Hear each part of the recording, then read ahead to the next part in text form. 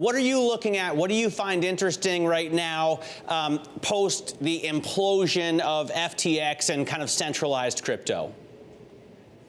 You know, Matt, I am seeing a lot of excitement around real-world assets. Last year, the investors got overly excited with unrealistic yields that volatile assets were producing. So this year, everybody is a lot more grounded. Real-world assets are picking up, and we have a couple of portfolio companies that are doing really well in that realm, Centrifuge, Block Apps, among others. We're seeing a lot of infrastructure. If you think about 1999 internet days, a lot of infrastructure had to be built in order for the next wave of internet users to come to market. And we're seeing this same wave of infrastructure build out happening in crypto. Okay, so maybe there are opportunities to invest, but when you do so, how do you think about valuing these companies, considering valuations across all kinds of new speculative areas of technology have come down substantially over the last 12 months plus? Absolutely, and I think it's a great thing for the industry. What we've seen over the last couple of years was unsustainable. There was a lot of chase for deals at unsustainable valuations.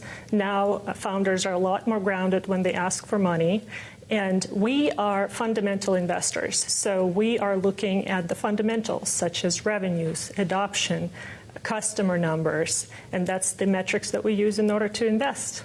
And when you do invest, what kind of exit ultimately are you looking for? Are you looking for these to be self-sustaining businesses, or are you looking for them to be acquired or go public or another kind, considering that public markets are likely not to be all too friendly to companies in this area, as well as any kind of traditional financial players who would maybe be interested in acquiring a crypto asset may also have a bad taste in their mouth, given the implosion of FTX that we were just talking about? You know, we are long-term investors. We're not worried about these short-term swings. And in the long term, good businesses will generate revenue. If you generate revenue, you have plenty of options to exit, whether that M&A or going public, or whether you're going to do it through a token offering. So as long as you're investing in the fundamentals, it doesn't really matter.